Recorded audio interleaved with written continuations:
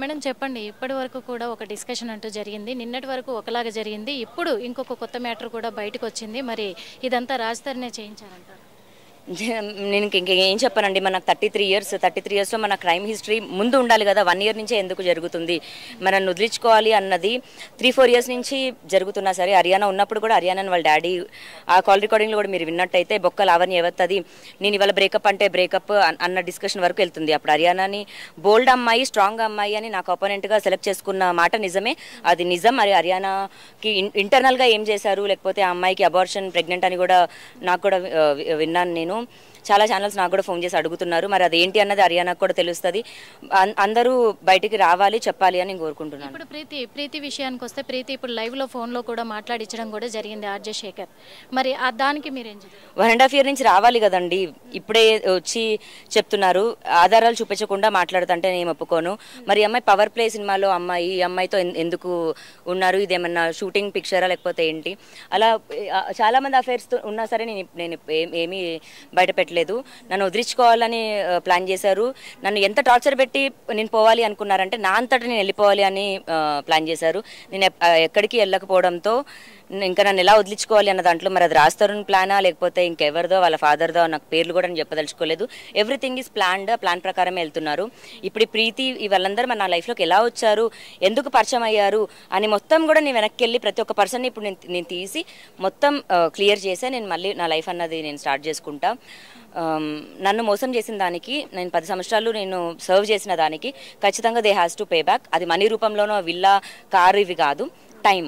నేను నా career sacrifice చేశాను, నా మనిషి అనుకొని నేను చేశాను, నా సంసారం అనుకొని నేనున్నా. అది అసలు లేనే లేదు, అంత నేను అబద్ధం చెప్తున్నాను అని అంటే మరి మన చట్ట ప్రకారం ఏముందో అది జరగాలి. రాజ్ తరుణ్కి ఈ లోపు బెయిల్ వచ్చిందంటే ఓకే, బెయిల్ రాదు అంటే అతను జైలుకి వెళ్ళాలి, జైలుకి వెళ్తేనే మనిషి మారుతాడు అని అంటే ఇప్పుడు మీరు కేసు పెట్టినప్పటి నుంచి కూడా ఇప్పటి వరకు సైలెంట్గా అదొక రకంగా సాగుతూ వచ్చింది. కానీ ఇప్పుడు ఒక 2 డేస్ నుంచి కూడా ఇది ఒక హైప్లోకి వెళ్ళిపోయింది. అంటే మీ వెనకాల ఎవరైనా ఉండి మిమ్మల్ని ఎంకరేజ్ చేస్తారు అనుకోవచ్చు. వెనకాల నాకు ఎవరున్నారండి? ఉంటే మీ మీడియా వాళ్ళు ఉండడం తప్ప, మంచో చెడో మీరే తీసుకెళ్తున్నారు ముందుకి. సహాయం కావాలని వచ్చాను నేను. నాకు వెనకాల ఎవరో ఉంటే నేను ఎందుకో బయటకు వచ్చి రోడ్డు పైన నుంచి అడుక్కుంటున్నాను. నేను లిటరలీ అడుక్కుంటున్నాను, భిక్ష వేయండి నాకు ఏ విధంగా అయినా అని.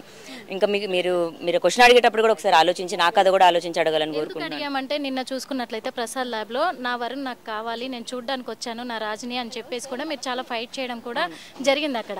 కానీ తను వెళ్ళిపోవడం కూడా జరిగింది. ఇప్పుడు చూసుకున్నట్లయితే ఇప్పుడు మీడియా పరంగా కూడా మొత్తం లైవ్లో కూడా మీరు చెప్పారు, నాకు రాజు వద్దు, నేను ఫోటోకి దండేసి కూర్చుంటాను అన్నారు. ఎందుకని?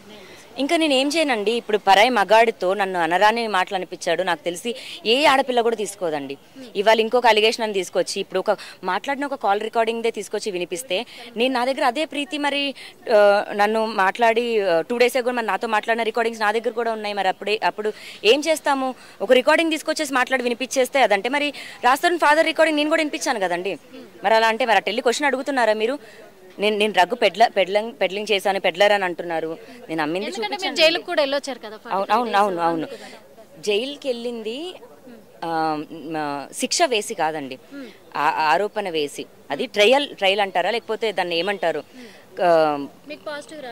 ఏంటి డ్రగ్స్ నిర్ధారణలో పాజిటివ్ రాకుండానే మిమ్మల్ని 45 days. అవునవును, మీరు అడగండి, మీరు పోలీసులను అడగండి ఆ క్వశ్చన్.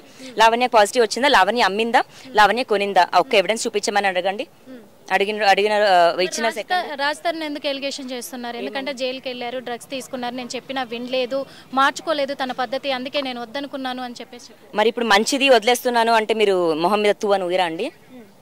సింపుల్. ఇప్పుడు నా పైన పడ్డ అలిగేషన్స్ నాకు తీర్పు ఇవ్వాల్సింది కోర్టు ఖచ్చితంగా ఇస్తుంది. నేను అమ్మలేదు, నాకు దాంట్లో సంబంధం లేదని.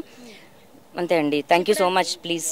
ఓకే, చూస్తున్నాం కదా. మరి ఇప్పటివరకు అయితే లావణ్య కూడా ఇప్పటివరకేమో నాకు రాజ్ కావాలి, రాజే నా మొగుడు అని చెప్పేసి, నా భర్త నాకు కావాలి అని చెప్పేసి ఫైట్ చేసింది. కానీ ఇప్పుడు మాత్రము నాకు రాజు వద్దు, నేను పెట్టిన డబ్బులు నాకు తిరిగిస్తే చాలు అని చెప్పేసి కూడా డబ్బు కోసమే నేను డిమాండ్ చేస్తున్నానని కూడా తను మీడియా ముఖంగా కూడా లైవ్లో ఒప్పుకోవడం కూడా జరిగింది.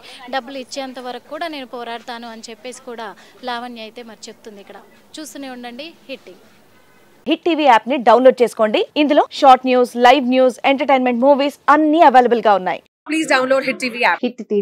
హిట్ టీవీ యాప్ ని ఫ్రీగా డౌన్లోడ్ చేసుకోండి.